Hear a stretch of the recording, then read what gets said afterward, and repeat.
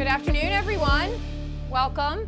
My name is Paige Reed. I have the pleasure of being the Director of Culpeper Tourism and Town Economic Development, and I get to work with all the great people that are here this afternoon. I appreciate you making the time, and Mother Nature has cooperated, so let's get started. I'd like to start actually by saying thank you to two really remarkable women that are here with us today, Angela Chapman and Zan Nelson. Your steadfast commitment to preserving the stories of the past for present and future generations is an inspiration to us all. So, in the years before we started documenting our lives online, knowledge of our ancestors was limited. And the stories of one's heritage were often limited to family lore. But today, technology or access to technology has made it a lot easier for our curiosity to discover stories of the past, making it easier than ever to retrace our heritage, our community's heritage, and the history of the places that we visit and call home. This curiosity is a common thread for the heritage traveler. Those who travel to experience the places, artifacts, and activities that authentically represent the stories and people of the past and present. Those that are searching for a generational sense of self or just for fun. Culpeper is steeped in rich history, and travelers love it. In fact, heritage travelers represented 29% of leisure travel to Culpeper this past year. And boy, do we love hosting the heritage traveler. On average, they spend roughly 25% more than the traditional leisure traveler, and spend about 3 nights per trip. Tourism is a leading industry for Culpeper. In 2022, travelers spent over $313,000 a day in Culpeper. And it's thanks to the Write the Record project and our partnership with the African American Heritage Alliance that our community gets to continue to bring new stories to life to be discovered. And with that, I'll turn things over to Zan. So thank you. It's a gorgeous day, and it's a gorgeous day in many, many ways because of the weather and because what we are doing, which is an ongoing project, the Write the Record project, often called the Plaque Project. Now, often we assume that people know all the backstory, when all they really know is the end result, that we put up a plaque. They don't know the backstory, so I'm here to tell you a little bit about the backstory. And we're going to start with Write the Record, because it may seem obvious to you what that's about, but it's not obvious to everyone. So Write the Record is a program that I put a name to a few years ago. And what is that program? That program is an idea of how localities can become embracing communities. But it's not just an idea, because just ideas don't always get anywhere. So this one has feet and hands and a spirit and a will. And that's not just mine, it's all the wonderful partners. So I want you to know who some of those partners are, and Paige has always mentioned a couple of them. But first of all, let's talk about the people that we're recognizing to begin with. They're partners, and their descendants are here, and you're going to find out more about them. And we have like 4 generations, I think, or 3 generations. Anyhow, we have the shop owners who own the buildings. We have, there's a local group called the African American Heritage Alliance who partnered with us for this plaque program. But the most energetic and knowledgeable person within that is Angie Chapman, who has what she calls archives, and a whole room full of archives of African American history. And it's extremely valuable to what we're trying to do. But it doesn't end there either, because if the town, I got him, thank you.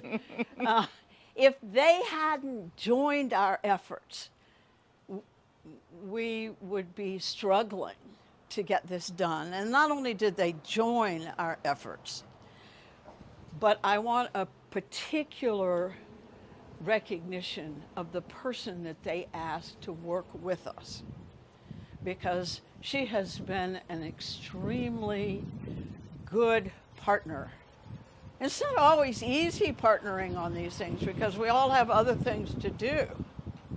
But that would be Paige Reed, and It's a I team. am extraordinarily grateful to her. Thank you so much.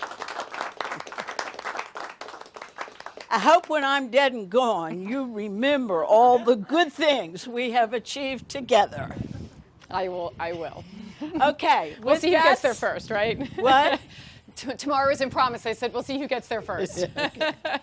So with that said, let's follow Angie Chapman and the Marshall family to the Marshall Building.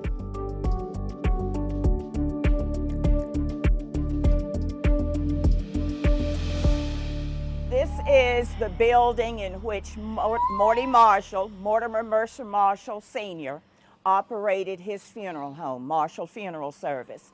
This was the second location. The first location was directly across the street. But in the earlier decades, when this building became available, he purchased it to enlarge his funeral home.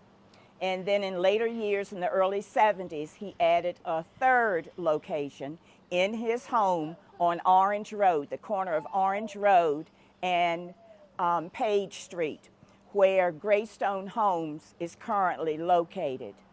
But Mortimer Marshall was a native of Culpeper. He served in World War I, and also he was an investigator in the FBI. And he sought a need to come back home. He returned home in 1934 to operate and set up his funeral home.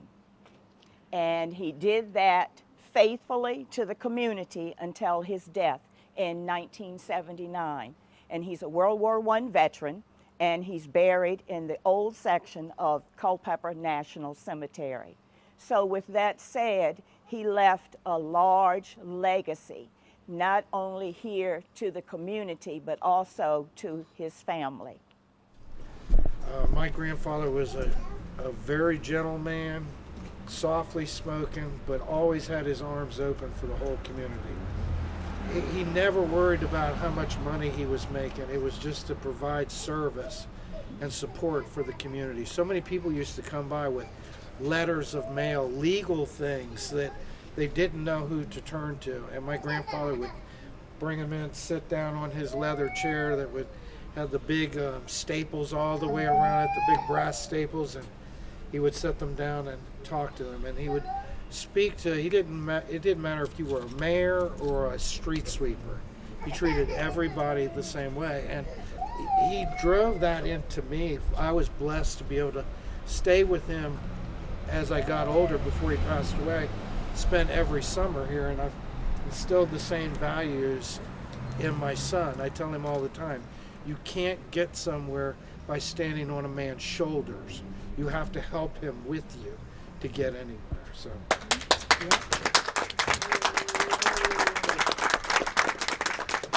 Unveil the plaque. Bro, that's a...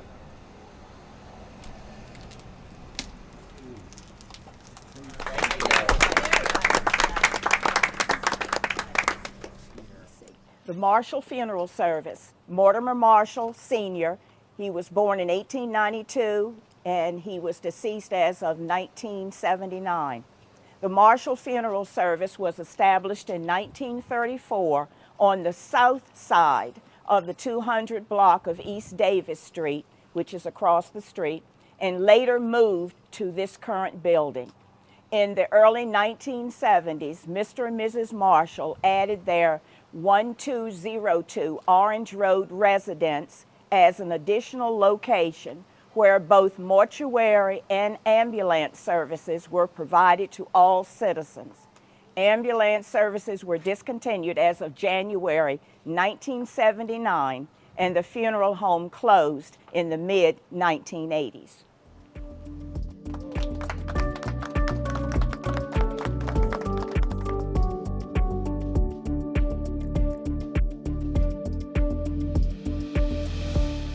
This is the Pitts Theater.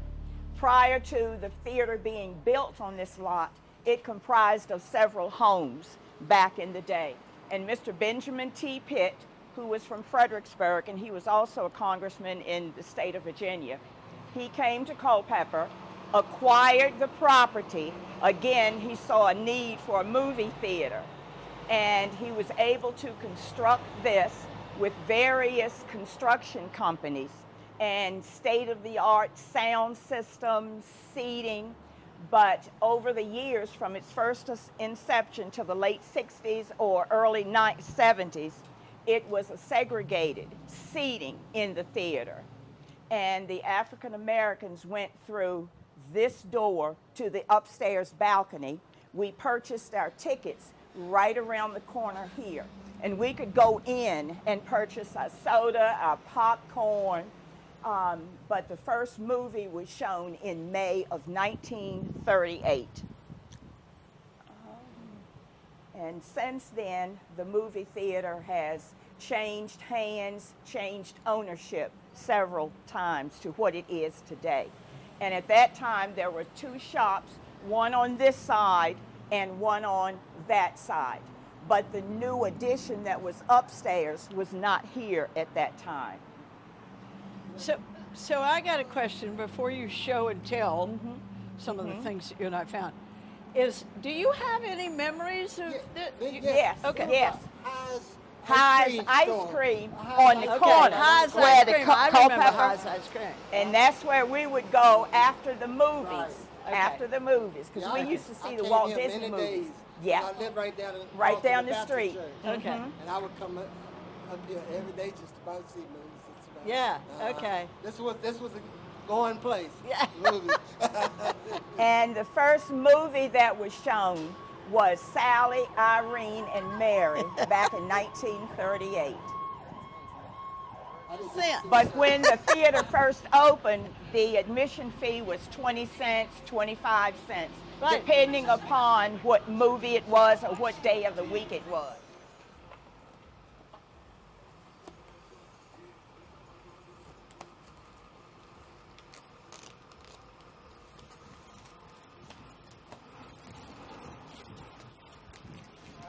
Oh, you The got it. Pitts Theater opened on May the 23rd, 1938.